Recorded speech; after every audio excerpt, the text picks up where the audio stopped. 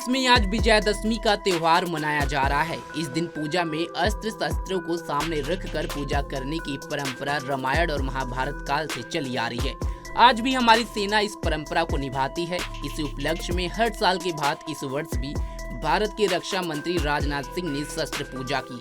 इस दौरान अपने संबोधन में उन्होंने कहा कि अगर भारत के हितों पर बात आती है तो हम कोई भी बड़ा कदम उठाने से पीछे नहीं हटेंगे।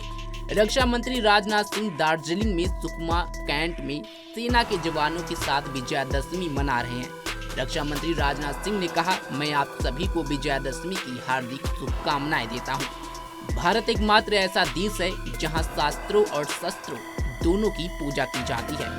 ऐसा लग सकता है कि लोहे और लकड़ी से बनी चीजों की पूजा करने का क्या औचित्य है, लेकिन वास्तव में यह हमारी विशाल सांस्कृतिक परंपरा का प्रतीक है, जिसमें हम किसी भी वस्तु का उपयोग करने से पहले और बाद में उसके प्रति आभार व्यक्त करते हैं।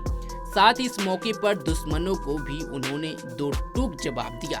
रक्षा मंत्री ने कहा, हमने कभी किसी देश के साथ युद्ध नहीं किया है। हमने तब युद्ध किया है जब उसने मानव मूल्यों के खिलाफ जंग छेड़ी है। हमें हमारे हितों पर आंच दिखी तो हम कोई भी बड़ा कदम उठाने से पीछे नहीं हटेंगे। उन्होंने आगे कहा, पड़ोसियों की किसी भी हरकत से इनकार नहीं किया जा सकता। वैश्विक हालात चाहे कुछ भी हो, हमें हमेशा तैयार रहने की जरूरत है। सुनिए रक्षा मंत्री राजनाथ सिंह ने दुश्मन देशों को लेकर के क्या कुछ कहा। आप लोगों की सतर्कता और नेशनल सिक्योरिटी के प्रति जवाबदेही को यह सूचित करता है। वैसे तो हम देख रहे हैं कि हमारी सीमाओं पर सेनाओं की मुस्तैदी के चलते कहीं किसी प्रकार की कोई घटना की संभावना दिखाई नहीं देती है। बावजूद इसके वर्तमान में जैसी परिस्थितियां चल रही हैं, पड़ोसियों की किसी हरकत की संभावना से किसी भी सूरत में इनकार भी नहीं किया जा सकता है। रक्षा मंत्रालय का उत्तरदायित्व संभालने के बाद से ही मैंने हमेशा इस बात पर बल दिया है कि ग्लोबल सिनेरियो चाहे कुछ भी हो, पर हमें अपनी तैयारियों में कहीं कोई कमी किसी भी सूरत में नहीं रखनी है। इस परिस्थिति के लिए हमेशा और हर विकल्प के साथ प्रोएक्टिवली हम सबको तैयार रहना है। हम राष्ट्रीय सुरक्षा में पूरी तरह मुस्तैद रहें। साथियों, यह समय की मांग है।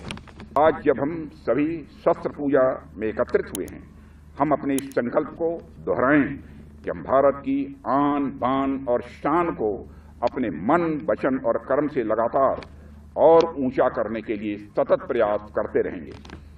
हम अपने तिरंगे झंडे की शान को और ऊंचा करने के लिए सदैव प्रयासरत रहेंगे। यही शस्त्र पूजा की सार्थकता होगी। इस अवसर पर अधिक कुछ न कहते हुए एक बार फिर विजयादशमी के इस आयोजन के लिए आप सभी को मैं हार्दिक बधाई देता हूं और शुभकामनाएं देता हूं, और आपके साथ साथ आपके सभी परिवारजनों को भी अपनी हार्दिक शुभकामनाएं और बधाई देते हुए अपना निवेदन समाप्त करता हूं। आप सबको बहुत बहुत धन्यवाद। बोलिए भारत माता की, भारत माता की, भारत माता की।